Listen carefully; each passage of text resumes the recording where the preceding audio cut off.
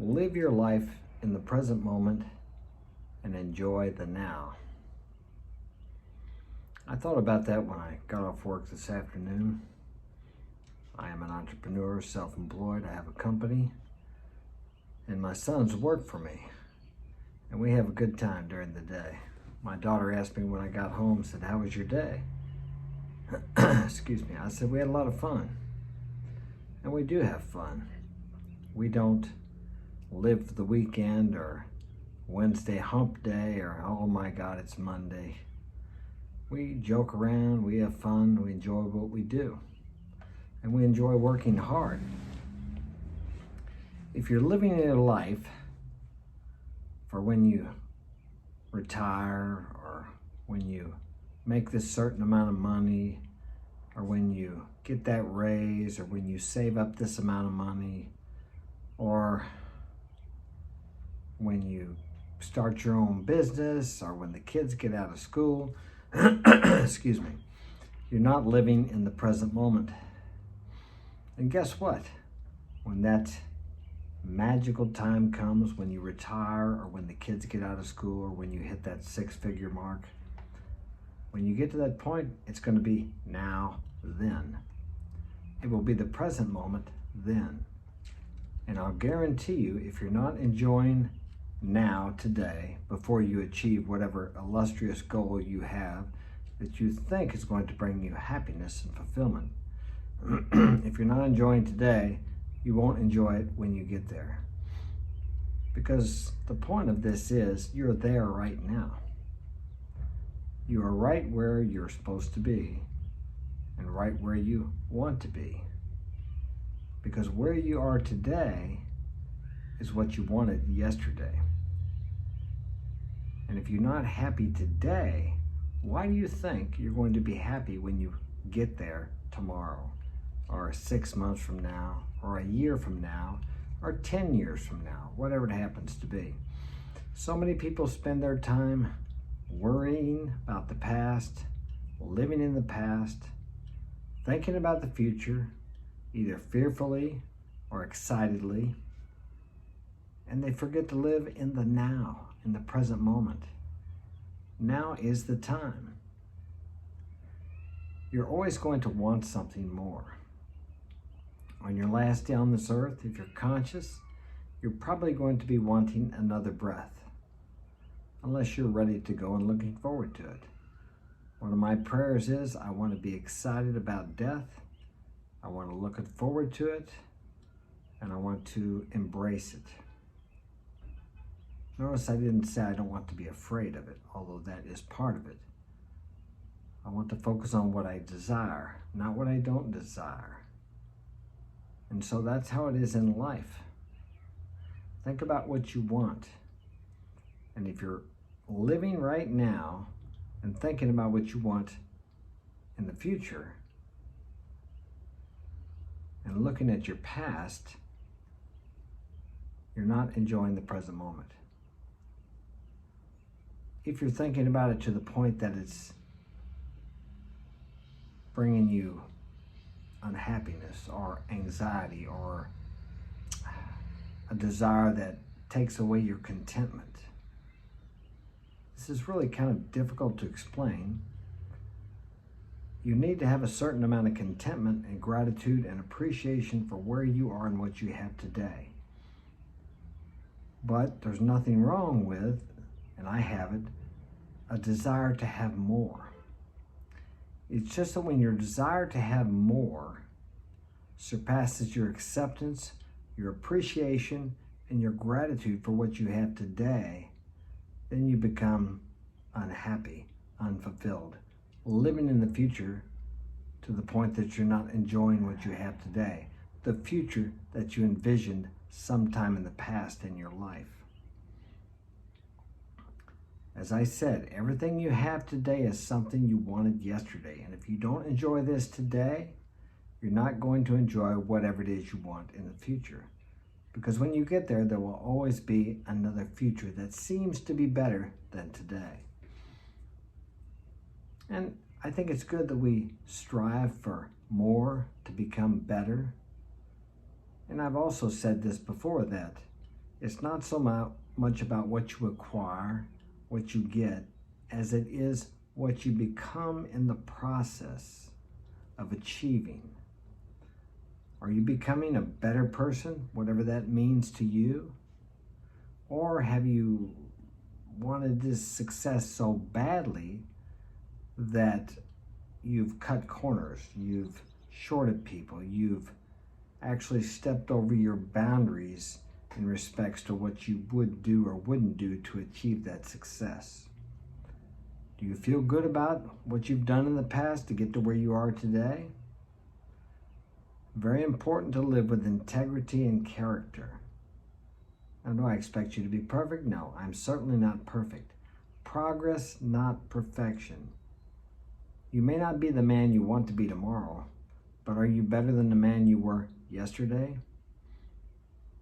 And accept yourself how you are today. Don't be angry because you make mistakes. Speak to yourself the same way that you would speak to your good friend if he were to come up to you and tell you his troubles, his mistakes, his shortcomings. Do you give yourself the same latitude and tolerance that you give your friends? Most of us don't. We beat ourselves up thinking, like the old flogging themselves, the old, some of the Christians, the martyrs, the saints would flog themselves. Self-punishment. Do you flog yourself with your mental conversations over your mistakes? If you do, remember, as I've said this before, whatever you focus on in life grows. So if you focus on what's wrong with you, your mistakes, guess what you're going to have more of in the future? And I've done that. In the past, I used to beat myself up when I started this spiritual, metaphysical journey because I just wasn't perfect. I was making too many mistakes. And for years, I would flounder saying to myself, when am I going to be better? When am I going to get over this? When am I not going to have to work on myself? I'm tired of working on myself. Does it ever end? Well, guess what? It never ends. But the way I used to perceive it ends. If I catch myself belittling myself or cutting myself down or asking myself, man, what's wrong with me? I can't believe I made that mistake again, I stop. And I would suggest you do the same thing too, because you're focusing on what's wrong or what you're perceived wrong about yourself. And if you focus on what you think is wrong with yourself, you're going to have more wrong. Instead, think of the opposite. What do you want to be right? What is it that you want to correct? And think about yourself as already corrected. Look at yourself, view yourself in your envisionment. Is that a word? See yourself through your own eyes and your imagination as being the man you want to be. If you want to be a successful man, if you want to have millions of dollars, if you want to have power, you have to see yourself and feel yourself as if you already are that man. Now you may say, well, Mark, I'm working in Burger King, or I'm working in a factory. How can I feel like I'm successful when I have to come here every day and slave away? You can still act like a successful man. Many times at the house here, there'll be something that needs to be done, and I say, what would a successful man do? The kind of man I want to become. I believe I am a success today, but I want more success. Does that make me unhappy? No, I have a wonderful life. I am extremely wealthy in many ways. I could go on and on about that, but the point I'm making is I'm grateful and appreciative for what I have, the abundance and the wealth I have in my life today. Do I want more? Yes, of course I do. But I focus on what I have, and guess what? I get more. When those fear thoughts come in, those negative, those doubtful thoughts, you need to think about what you want. Catch yourself. Think about what you're thinking about, and then change that to think about what you want to bring about. Always think about what your desires are, as if you already have them. Now, this takes work. It's easy to talk about the negative. That's all we hear most of the time is the negative. If you want to hear something good, you have to look for that.